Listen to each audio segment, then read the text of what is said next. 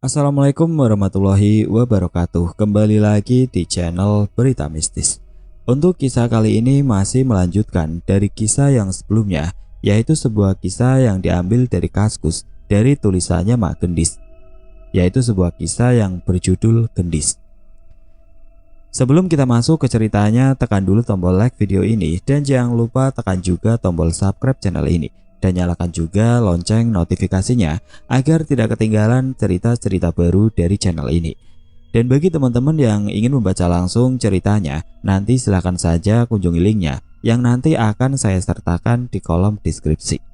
Dan seperti apa untuk kelanjutan kisah ini? Langsung saja kita simak berikut ini.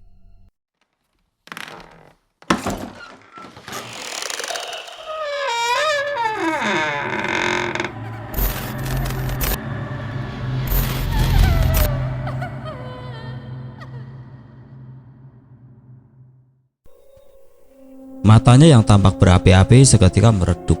Ia menarik nafas dalam-dalam dan mengalihkan pandangan ke arah luar jendela. Ia tampak tertegun sejenak, menatap kosong, seperti ada beban berat yang sedang ia pikul. Kalau anak Mbak Ima itu sepertinya kuat berinteraksi dengan mereka. Beda sama Desi. Aku kadang gak kuat, Mbak. Aku sering sakit-sakitan dan pingsan, bahkan kesurupan jika harus berinteraksi dengan mereka yang energinya teramat besar. Aku yang tadinya agak jengkel dengan sikap dan ucapannya yang angkuh, tiba-tiba berubah menjadi kasihan. Pantesan raut wajahnya tampak seperti orang yang tertekan.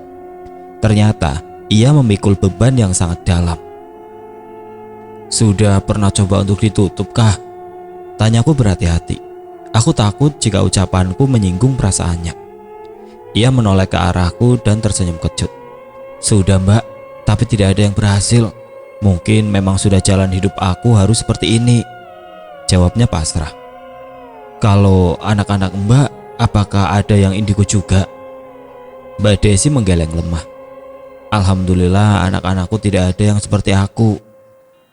Terpancar rasa lega dari raut wajahnya yang melembut. Mama Gendis, Mama Gendis. Aku menatap ke arah sumber suara yang memanggil namaku. Kulihat Ajeng dengan nafas terengah-engah berlari cepat ke arahku.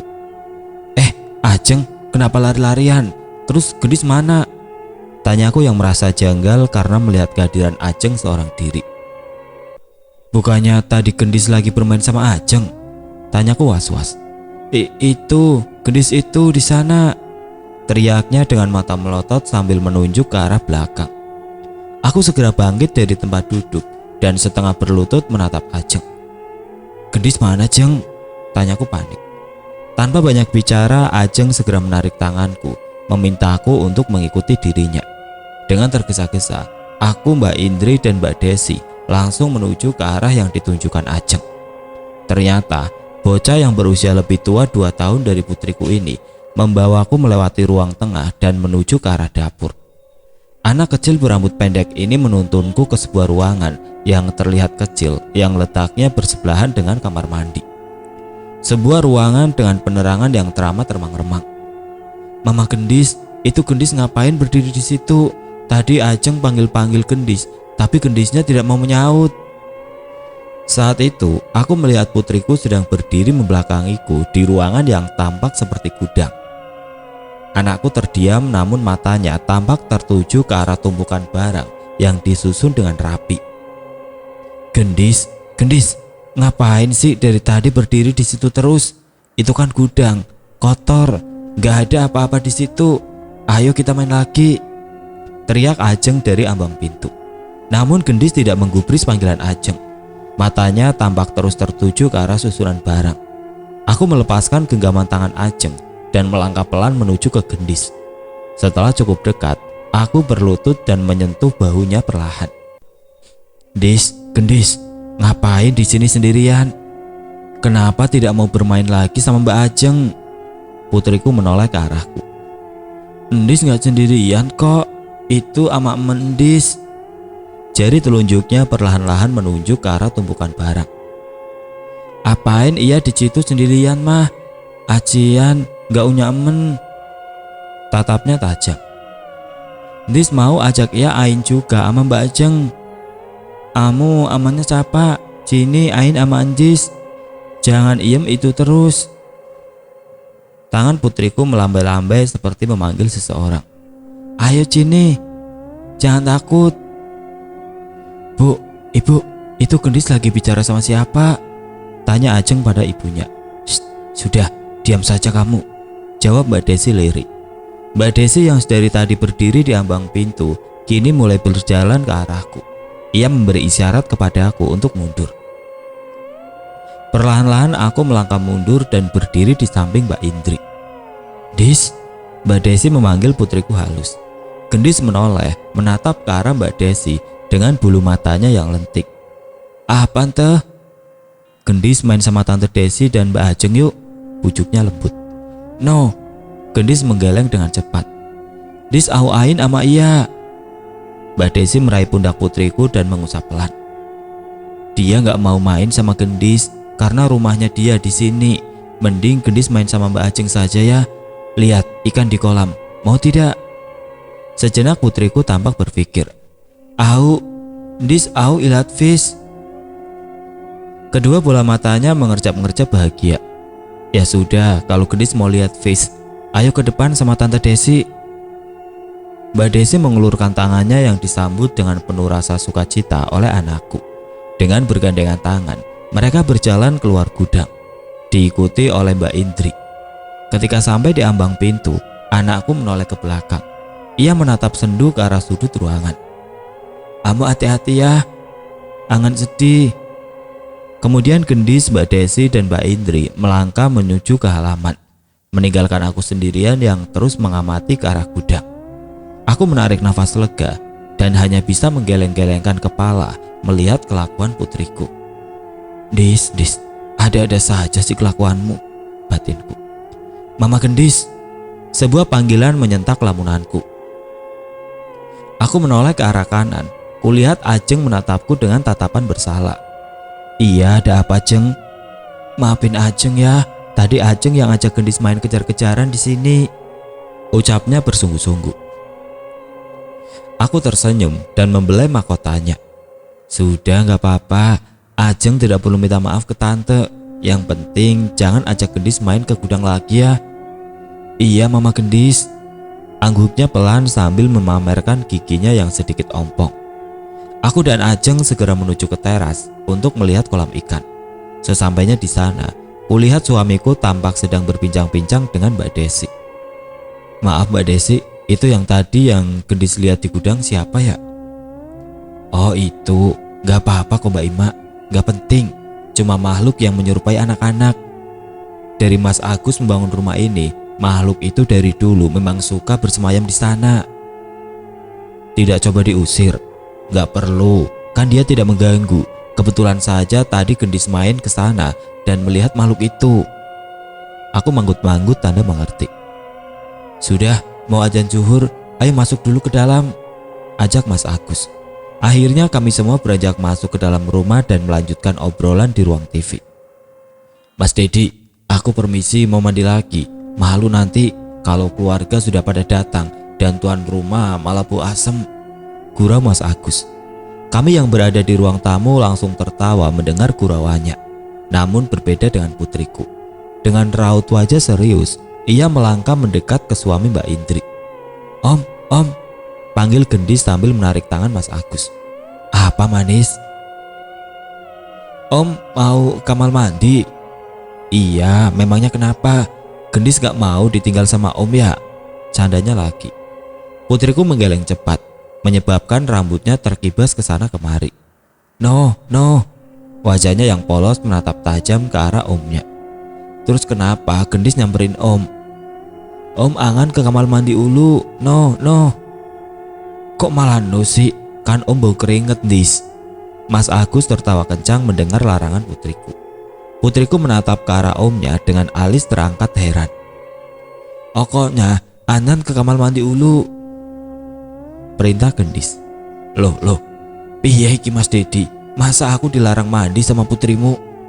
Suamiku hanya tersenyum mendengar pertanyaan saudaranya.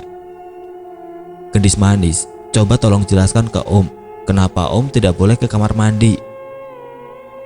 Itu om, amal mandi ada tiger. Iya atul om. Mas Agus melirik ke arah Mbak Desi. Mbak Desi tersenyum tipis memandang ke arah abangnya. Masa sih di kamar mandi om bisa ada tiger? Memangnya masuk lewat mana tigernya? Kok om tadi tidak melihat ya?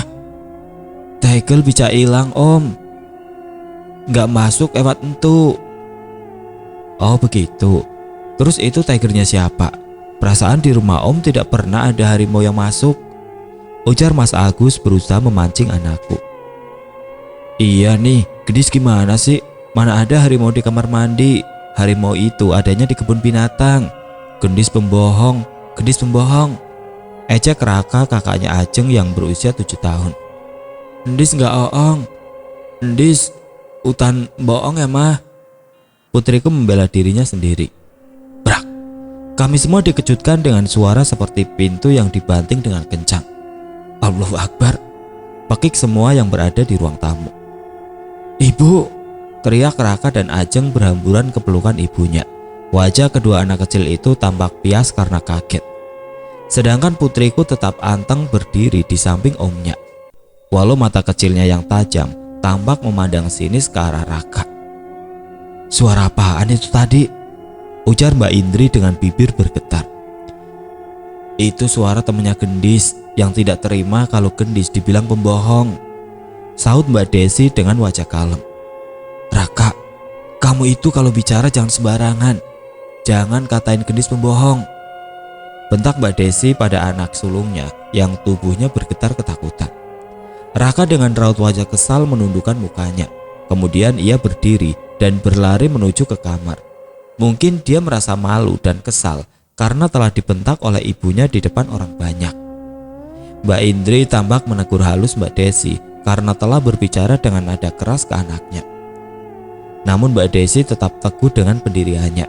Ia tidak mau menghampiri putranya untuk meminta maaf. Aku yang menyaksikan tingkah mereka hanya bisa tersenyum dalam hati. Ternyata aku dan Mbak Desi sama-sama memiliki karakter yang keras. Mah, Dis nggak bohong kan mah? Ia menatapku meminta persetujuan jika apa yang ia ucapkan bukanlah suatu kebohongan. Aku tersenyum hangat sambil menatap lekat wajah putriku. Iya, anak mama bukan seorang pembohong karena mama tidak pernah mendidik Gendis menjadi seorang pendusta, ucapku sambil terus tersenyum. Tuh om, engelkan apa ata mama Endis? Mas Agus tersenyum lebar. Iya om percaya kok sama Gendis, tapi om tetap mau ke kamar mandi walau ada tiger di sana. Angan, gak oleh. Malu om, malu. Kok malu sih? Om gak malu kok. Ih, om colok. Acak mau lihat aulat sama tiger. Pandangan mata Mas Agus tidak dapat berbohong. Bola matanya tampak membeliak dengan kedua alisnya yang terangkat. Ia tampak terkejut mendengar penuturan putriku. Mas Dedi, ucapan Gendis kenapa seperti anak dewasa ya? Tidak seperti anak-anak seusianya. Ya begitulah mas, dari kecil ucapannya memang sudah seperti itu. Tidak ada yang ngajarin loh, sahut suamiku. Mas Agus memandang kagum ke arah Gendis. Iya deh om ngalah, nanti saja om ke kamar mandinya. Nah itu ong, baru out. Gendis berlari ke arah ayahnya dan kemudian terduduk di pangkuan suamiku. Aku melirik sekilas. Kulihat Mbak Indri sedari tadi tampak berbisik-bisik dengan Mbak Desi. Sayup-sayup aku mendengar suara Mbak Desi berkata, sana coba saja tanya Gendis, anaknya mau atau tidak, karena sifatnya tidak bisa dipaksa. Mbak Indri mulai mendekati putriku. Ia berbicara lirik. Dis, Tante Indri boleh minta tolong tidak sama Gendis? Dengan cueknya putriku menatap balik ke wajah tantenya. Tolong apa? Tolong doain tante dan om biar cepat punya anak yang lucu seperti Gendis ya. Kedua bola mata putriku berputar ke arah kanan atas. No, oa ama Allah. Angan ama Endis. Endis aci ecil, ndak ica apa-apa. Oh gitu ya, jawab Mbak Indri dengan tatapan sendu. Ya, habis olat. Oa ama Allah. Inta sama Allah. Hebat, pintar dan bijaksana banget jawabannya, ujar Mas Agus sambil tertawa kencang hingga membuat perutnya yang buncit terguncang-guncang. Aku iri banget sama Mas Dedi, bisa-bisanya punya putri yang lucu dan sepintar Gendis, pujinya tulus. Alhamdulillah Mas, balasku cepat. Aku juga tidak keberatan kalau Gendis dikasih ke kami, biar nanti aku yang merawat dan membiayai semua pendidikannya sampai ia dewasa. Tugasnya lagi dengan wajah bersungguh-sungguh. Ya janganlah Mas, nanti rumahku sepi kalau tidak ada celotehan Gendis. Apalagi mamanya, mana bisa tidur kalau tidak ada anaknya di sampingnya, goda suamiku sambil mengerling ke arahku. Tapi aku serius loh Dad, aku ikhlas banget kalau anakku untuk aku. Loh, akunya yang gak ikhlas, balas suamiku sambil tertawa pelan. Setelah hampir 10 menit, akhirnya Gendis membuka mulutnya. Om, Cana ke amal mandi, Tigel udah elgi, pulang ke rumah Endis. Mas Agus beranjak dari duduknya. Ia tersenyum jenaka memandang wajah anakku.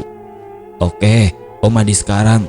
Terima kasih ya Endis karena sudah memberitahu Om, ujarnya seraya mengacak-ngacak rambut anakku.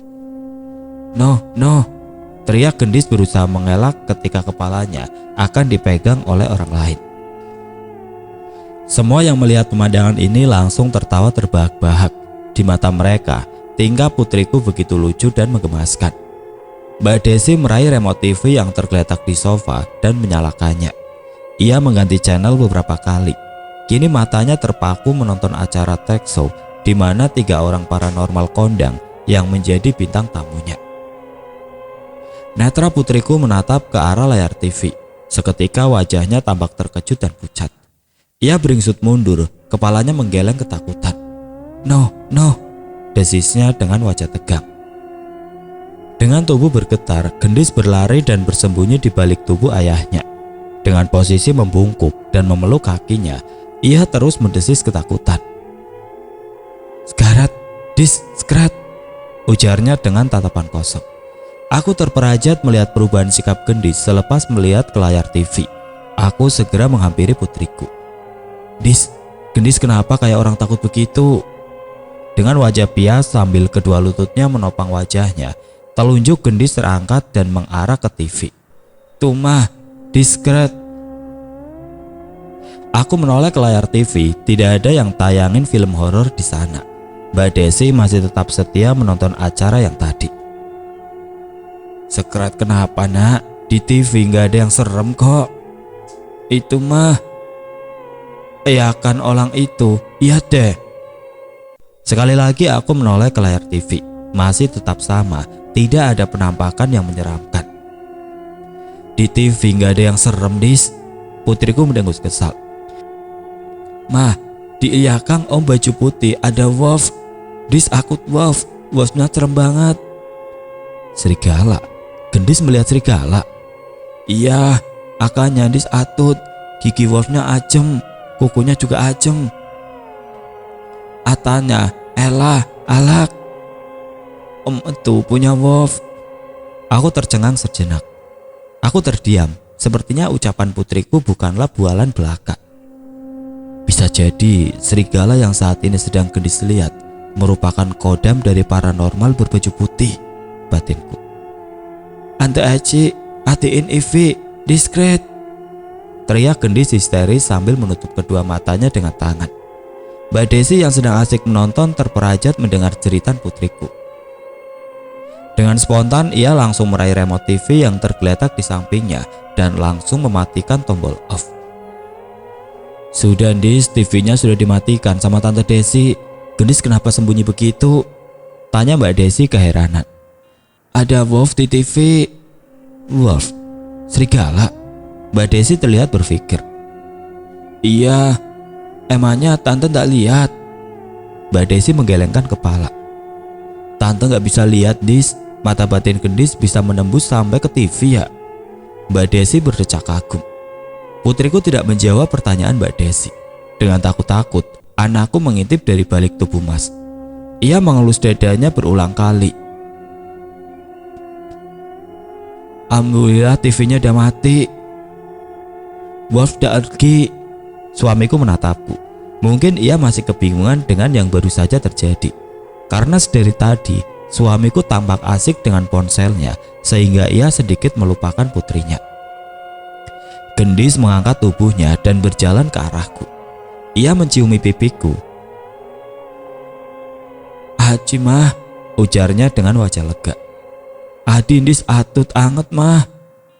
Aku meraba jantungnya, merasakan debarannya yang begitu cepat. Buru-buru aku mengambil air mineral gelas yang tersedia di atas meja dan meminumkannya ke Gendis. Perlahan-lahan nafasnya yang sempat memburu mulai kembali normal. Wajahnya yang tadi pias kembali normal. Kini aku sudah bisa menghela nafas lega. "Assalamualaikum." Terdengar suara memberikan salam, disertai derap langkah kaki orang sedang menuju ke arah ruang TV. Sepertinya satu persatu keluarga suamiku sudah mulai berdatangan. "Waalaikumsalam," jawab Mbak Indri seraya berdiri menyambut kedatangan keluarga besarnya. Setelah azan zuhur, rumah Mbak Indri tampak penuh dengan keluarga yang berkumpul. Suasana tampak begitu ramai. Mereka tampak senang dapat melihat Gendis, anakku yang lucu dan cerewet, benar-benar menjadi pusat perhatian banyak orang. Wajah Gendis berbinar bahagia karena dikelilingi oleh teman sebayanya. Ia asik bermain dan berlarian dengan sepupunya di area halaman rumah yang luas. Hingga akhirnya beberapa anak kecil mengadu kepada orang tuanya, mengeluhkan tentang perilaku putriku. Ibu, Gila capek main sama Dedek Gendis. Dari tadi Gila diajak lari terus sama Dedek Gendis. Kaki Gila pegel bu, tapi kenapa Dedek Gendis nggak ada capeknya ya?" Tutur Kila yang berusia 7 tahun dengan wajah terbakar sinar matahari. Tubuhnya yang gempal tampak bersimbah peluh dan nafasnya terlihat ngos-ngosan. "Ya sudah, kalau Kila capek, Kila tinggal bilang sama adik Gendis," jawab ibunya bijak. "Kila sudah bilang capek bu, tapi adik Gendis tetap ajak Kila lari-larian terus," ujarnya bersungut-sungut. "Kamu juga yang salah Kila, Gendis kok dilawan, stamina dia sama kamu itu beda jauh," celetuk Mbak Desi berusaha menahan tawa. Suamiku langsung menimpali ucapan Mbak Desi. "Gendis gitu loh."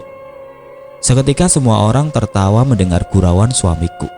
Beberapa anak kecil berlarian memasuki ruang tamu, diikuti oleh putriku yang rambutnya tampak lepek terkena keringat. Anakku menghampiri Kila yang sedang duduk di pangkuan ibunya. Akak, ayo play lagi sama Endis." "Bu, tuh Dedek Gendis ajak aku main lagi, aku capek," rengeknya sambil bersembunyi di balik tubuh ibunya. "Dis, sini sayang, Mbak Kila lagi capek, mau istirahat dulu," nasihatku lembut. "No," ia menggelengkan kepalanya. "Dis aci mau play, Dis no capek." Mata putriku berkeliling ruangan. Ia berusaha mencari teman bermain. Kulihat beberapa anak mulai bersembunyi di balik tubuh orang tuanya masing-masing. Mereka tampak begitu takut kalau diajak bermain oleh putriku yang tidak pernah mengenal kata lelah. Aku yang melihat pemandangan ini hanya bisa tertawa geli di dalam hati. Om, ain yuk." Gendis menghampiri Mas Agus yang sedang duduk tidak jauh dari suamiku. "Gendis mau main apa lagi? Memangnya Gendis tidak capek?" "Gendis nggak apa kok." "Sini, mending Gendis duduk sama Om. Kita main puding buah. Mau nggak?" "Au." "Gendis suka uah." Gendis menghampiri omnya dan mulai duduk di pangkuan Mas Agus. Dengan telaten Mas Agus mulai menyuapi anakku puding buah. "Pudingnya enak, Gendis suka." "Gendis mau nambah lagi?"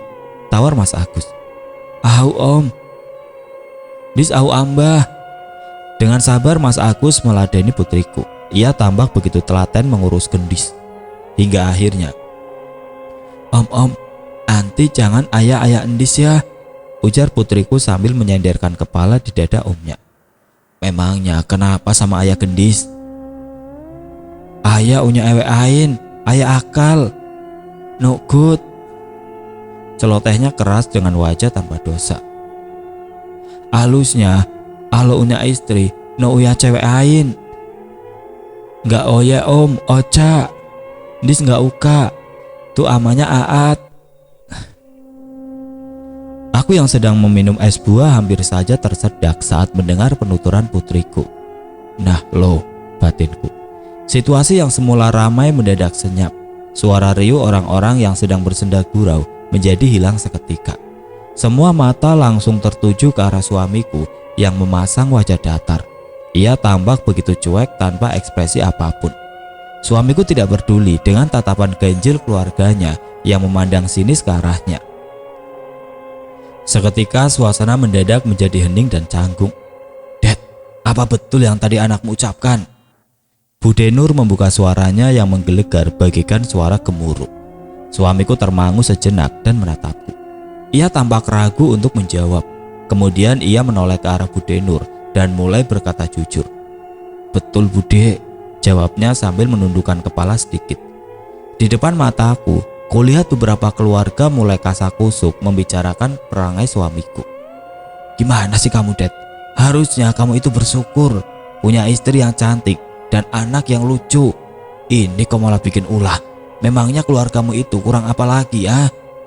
Bentak Bude emosi. Iya, Dedi mengaku bersalah Bude, jawab Mas yang tidak berani menatap ke mata orang yang paling ia segani dan hormati.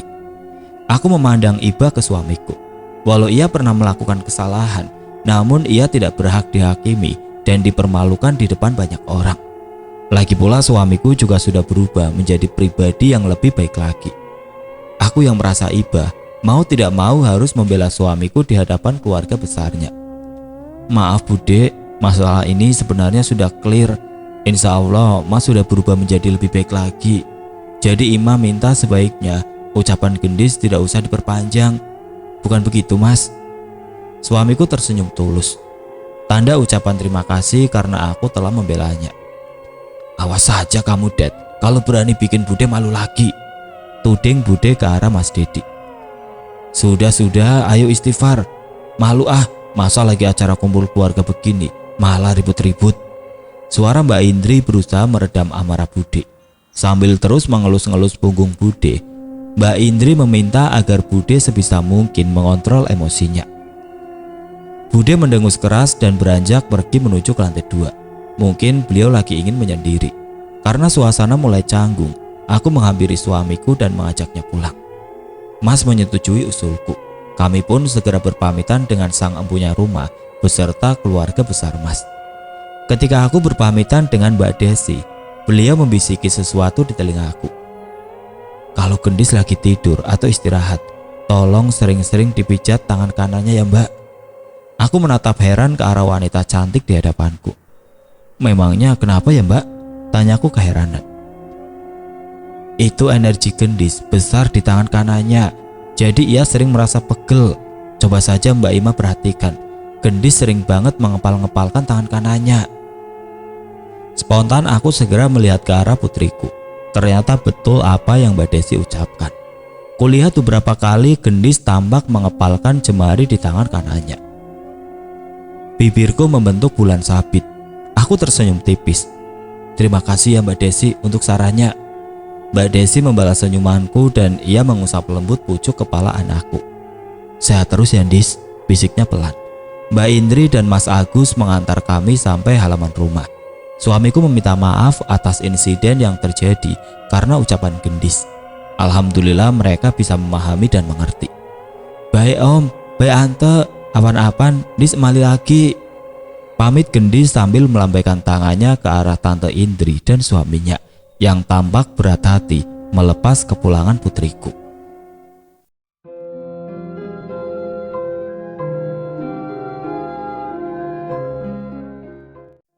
Oke teman-teman, sampai di sini dulu ceritanya. Nantikan kelanjutan kisah ini di video berikutnya. Agar tidak ketinggalan, klik tombol subscribe channel ini dan nyalakan lonceng notifikasinya. Wassalamualaikum warahmatullahi wabarakatuh.